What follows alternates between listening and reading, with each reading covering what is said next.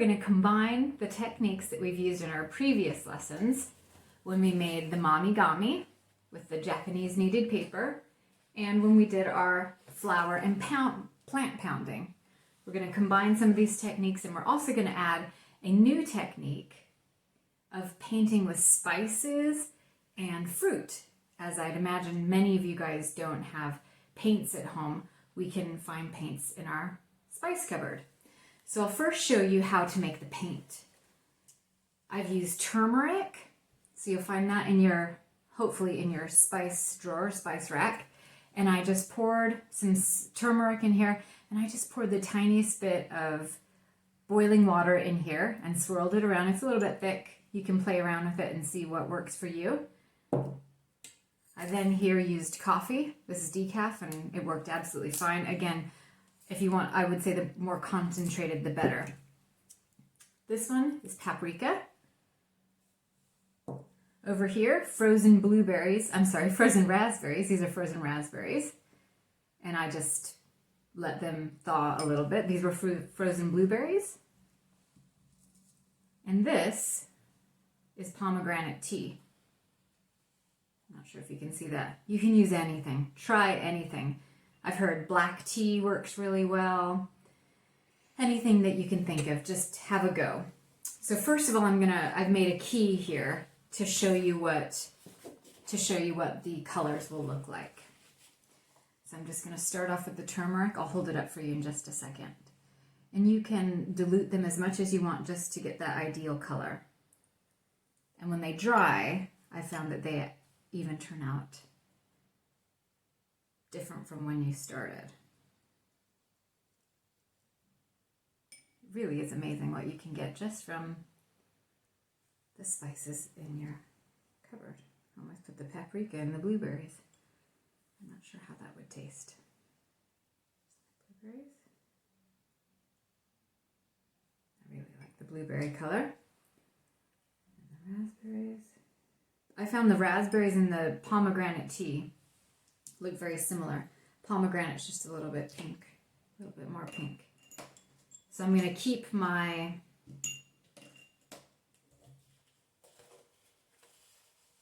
key for myself so that I can refer to it as I paint. Just keep that off to the side. Now, here's where you need to decide.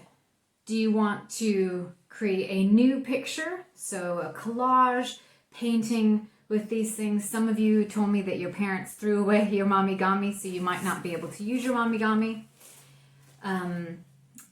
Some of you were able to flower pound really well, some of you weren't. It's just going to depend on what materials that you have. If you did an amazing job with your flower pounding on fabric, use that. Okay, so whatever works for you. One other technique I wanted you to try to use is I just took some magazines and newspapers and I cut out words that I thought were of interest and I just put them off to the side. I really like the words garden, wildlife, nature, great, you, and I'm going to make those part of my collage. So essentially, you're going to make any kind of collage that you like, any kind of picture that inspires you, whatever you want. I don't want to limit you with this because we're all going to have different supplies. For me, I most prefer my flower pounded art. I really like that, and I like the one on paper the best. The one on fabric didn't turn out quite as well, but I still might combine it for my collage. Now I'm just going to take some time and just see what I've got, all my materials, and I'm just going to see what inspires me. You might want to do a nature scene. You might want to do a sports scene. You might want to do something that makes you happy. Maybe swimming, anything, or water, anything that inspires you today. I'm not going to limit you. So for me, I think I'm going to go again with more of a nature scene that's making me feel happy right now. And I think I'm going to just start to outline with the coffee, feeling like this is a tree.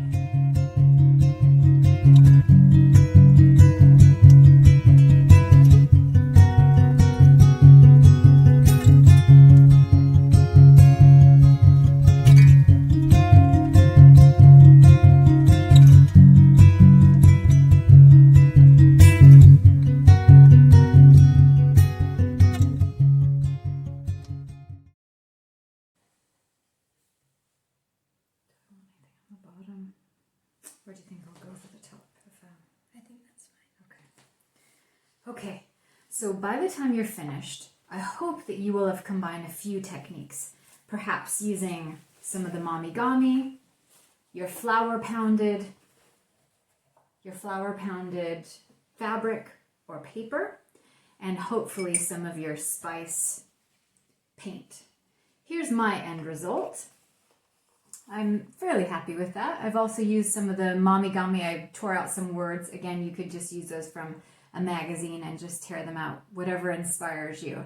And I've used some of the different spice paintings there. And then I've even taken some of my Momigami and tried to get some different textures.